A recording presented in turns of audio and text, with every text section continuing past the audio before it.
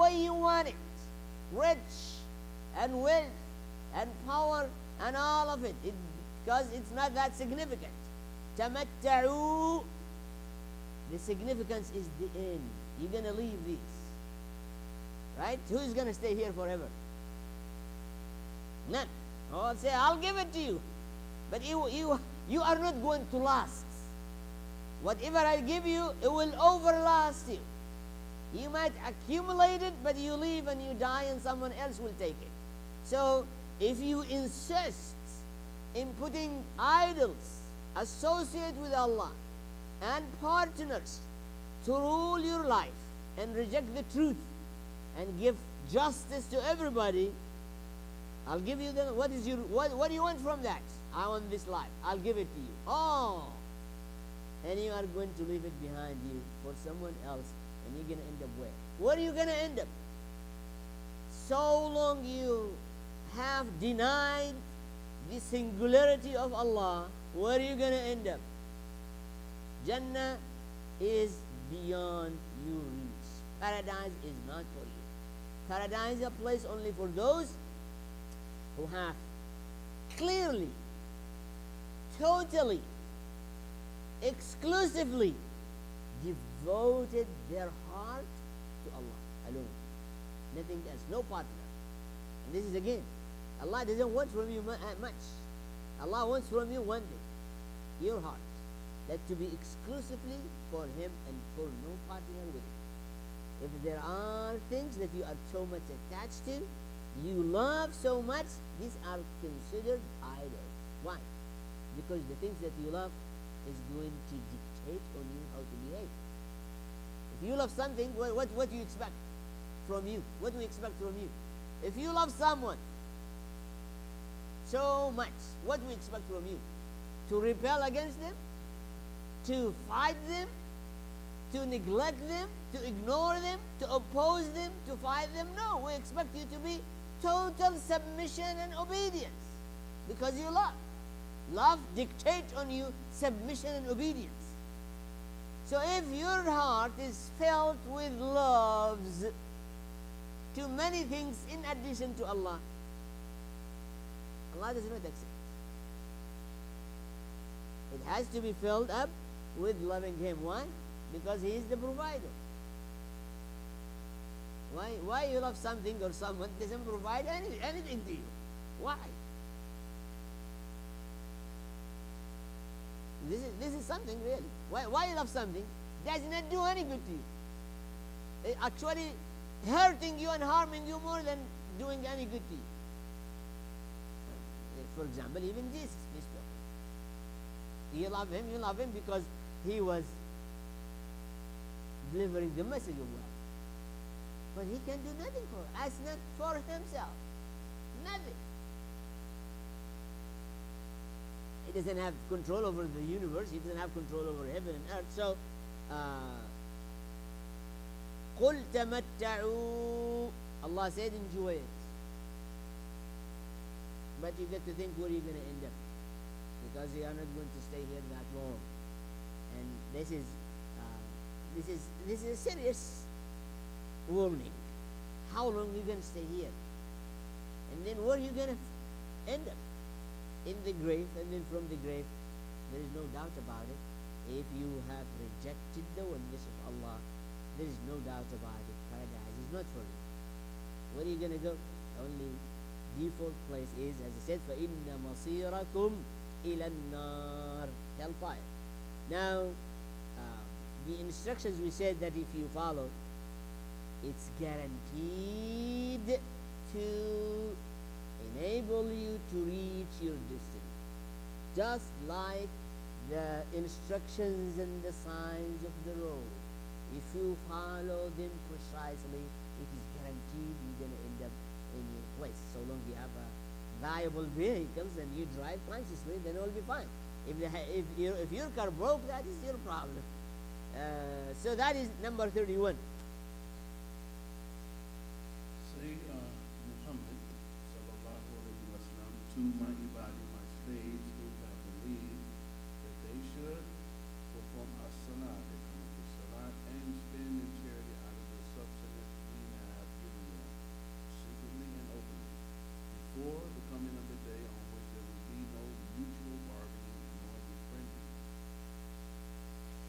summarized in two categories, but these categories represent so many other things. And first of all, ibadi, okay? Those who surrender and submit to Allah. That is the key point. Now either you submit and surrender or you don't. Submission and surrender, as we just said at the beginning, when we look around, we find only signs to lead us to the Creator from A to Z. Within ourselves, life, and everything around us, signs, unlimited, all leading us to the Creator. And it is basically telling us we are empowered, placed in high position, giving rank, authority in many of the creations around us. And Allah said in order to be grateful. That's all. So, if we have enjoyed those and used them or abused them, but refuse totally to be grateful to Him, then we are not among His servants. We are not among His slaves. We are not among those who have submitted and surrendered to Him. We are not.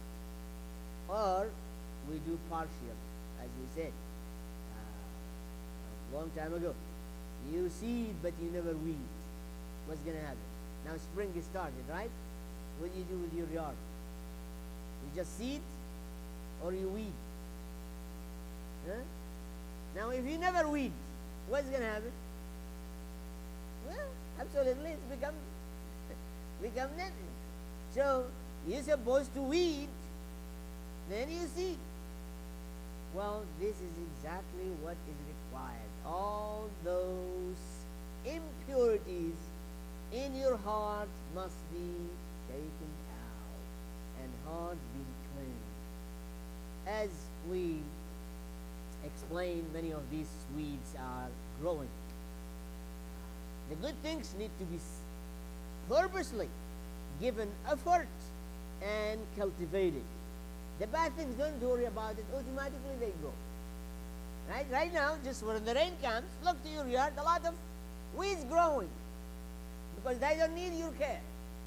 This is how evil and bad in life always grow by itself. But the good things, no. If you want to become worthless, it's just easy. Don't do anything, and that's what's going to go. But if you want to be something, you have to do a lot of effort. You want to be rich, you want to be powerful, you want to be smart, you want to be educated, you have to exert effort. If you want to be worthless, don't do anything, then you will be there. Exactly, if you don't do anything to the earth, the weed will take over. And one day you will become all full of weed and nothing absolutely good in it. Why? Because your effort is required in this life. You better get there and have control and handle over all these weeds. Because if they take over, what is going to be? Ugly. Worthless. It might become hard or harmful. So you want it to look beautiful, great, green, enjoyable looking. You better make an effort. You better spend time and invest. Good, that is what we call it good deeds. That's what is good deeds. So, قُلْ لِعِبَادِي, tell my servants that they have to be consistent with two things. And these are the most important actions that will bond human beings together. One is salah. When you establish salah, it will bond the community together. But how many Muslims here, they don't come to the masjid, how much we are bound to them? Sometimes we only see their janazah. He was here? Yeah. He lives here? Yeah. He was a Muslim? Yeah. We never seen him. So it meant for salah is to strengthen bond among Muslims, among believers, among community members. And we see it here in front of our eyes. Those who do not frequent the masjid, basically we don't know them. How we can have a bond to them, or connection, or aware of them, or help them? We don't. So that is yuqimu salah. Salah meant to keep alive connections and bond among the believers and with the Creator. Because it's supposed to be selfless to God, nothing else. So the bond between you and the Creator is alive, maintained. Current is running in these wires. So electricity is there. And the second one is to bond people themselves, the community. That is one. And the second one is that is guaranteed also bond is spending. Those are the most effective means to really bring strong, solid, cohesive, harmonious community is the two. Spend and be consistent in salah. So you see them, you talk to them every day, you interact with them, you ask them, you care about them, you help them, and you guide them, you learn from them, you teach them. So you are in total connection with them. Okay? And the second one is you spend. Because salah is not going to be enough to bond those who don't have need to be. They come and pray with you, and you drive this Porsche car, this rich things, and this fancy clothes, and he doesn't have food anymore. It's not going to bring the bond to that level. How come this person doesn't even care about you? So the second is to spend. Those who are unfortunate, or those who have their means limited, and always there will be those people who have these limitations as a test for those who have it.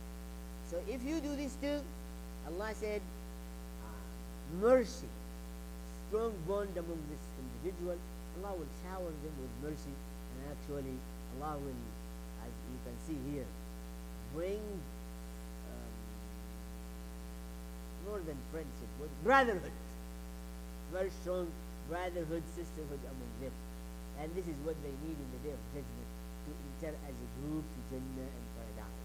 That yawma, all other bonds will be not valid in the day of judgment. So the bond that you have by any based on another basis, it will never do any good to you. If it is not based on iman, if it is not based on salah and good deeds and care about everyone, and if it is not based on carrying those who have no means to carry themselves, you carry them. If it is not based on these, in the day of judgment, all other bonds will be not valid. لا بيع فيه ولا خلال. In the day of judgment, there is two will never be found. You cannot buy anything nor sell anything. In this life you can. You can buy things so good. You can buy homes and cars, and you can buy even friendship. You can buy people to fight for you. You can buy guards. You can buy so many good things. But in the day of judgment, there is absolutely nothing you can buy. And then khilal. Here, what is going to help you? So, whatever you buy is going to help you. Or whom you build relationship and friendship with them, they can help you. They are true, sincerely friends.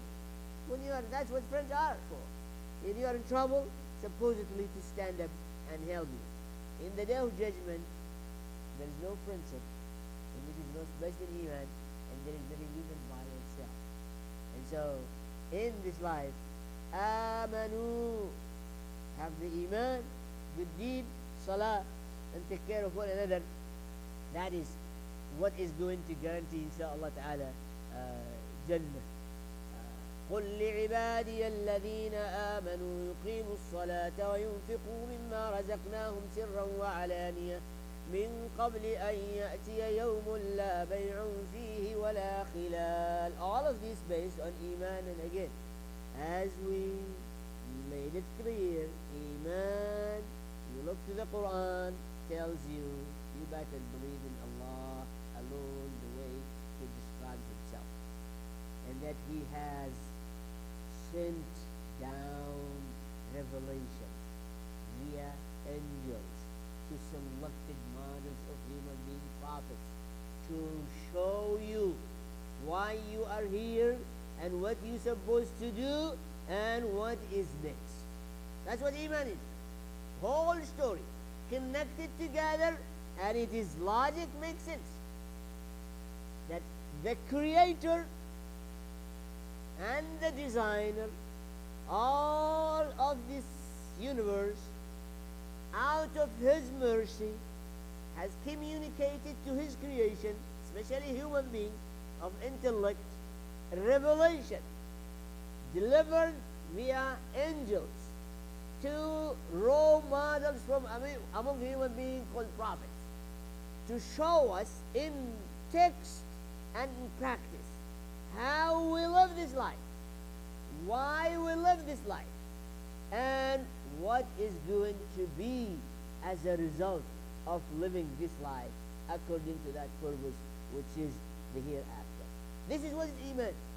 قُلْ لِعِبَادِيَ الَّذِينَ آمَنُوا. Anybody doesn't have this, he is truly or she is truly misguided. Why? They are believers. You get to understand. But I believe there is God and there is a Creator, but I don't know how to connect and communicate with Him. And I don't know why I am here. And I don't know what I am supposed to do. And I really don't know what's going to happen next. And that is called Dalal. Though they have a belief, God is there. The Creator, nobody can deny it. But the problem is this: I do not know how to communicate. Some will sit there and reflect. Some will do this. Some will just bow. Some will... Basically, they don't know how to communicate to Him, how to connect. Allah said, يُقِيمُ الصَّلَاةِ. The only way to connect to me and communicate, pray. Prostrate and bow. Recite my revelation. That's the way, the right communication and connection. Anything else, I don't accept it. It's invention from your mind. It's not the one that I like or I accept. So, makes life easy, understood clearly, is the verse Amanu. I know who created me, who provides for me, listens to my prayers, have given me instructions, enable me to follow those instructions. I know why I am here, what I am supposed to do, and I know what is next. That clarity called Iman. And as you can see here, it is not going through anyone else, no third party in the middle. The problem is when we have third party, as we go to the people who worship the cows, or Buddha, or idols, or Jesus, we have to go through someone. It is not true that you have to go through anyone. Absolutely not. Prophets came basically to represent and present the message, not for themselves, for God, for the Creator, but absolutely not for themselves, nor for any worldly purpose. And there were many of them. That's how they came to convey that message. And they are, as we know, human beings like us, but they said, we received revelation. So, قُلْ لِعِبَادِيَ الَّذِينَ آمَنُوا. What do we call this iman? We call it the absolute reality. There is no reality. I think I'm going to go through Buddha and I will end up in Jannah. But are you certain? No. I think I'm going to go through Jesus or Mary or this or this or this, and then I'm going to end up in Jannah. But are you certain? Can you show me some evidence or proof somewhere? All of it, absolutely not reality. It's imaginative or desires or ignorance. But the absolute reality is this: you are a creation of intelligence and have been received instructions, just as you say you have designed your trip. You want to go to Washington DC? Is that what you want? Here the map, here the road, here the vehicles, here the means, and you go on your own. You don't need anything. You follow it, you will be there. You don't follow it, it's your problem. You ended up somewhere else. So we ask Allah subhanahu wa ta'ala to make us truly guided and righteous and sincere and pure. And we ask Allah subhanahu wa ta'ala to accept from us, and ask Allah subhanahu wa ta'ala to enable us to understand His word and His purpose and His glory, and to serve Him only alone, and to be saved from hellfire. Jazakumullah khair. Assalamu alaikum wa rahmatullahi ta'ala wa barakatuh. If you have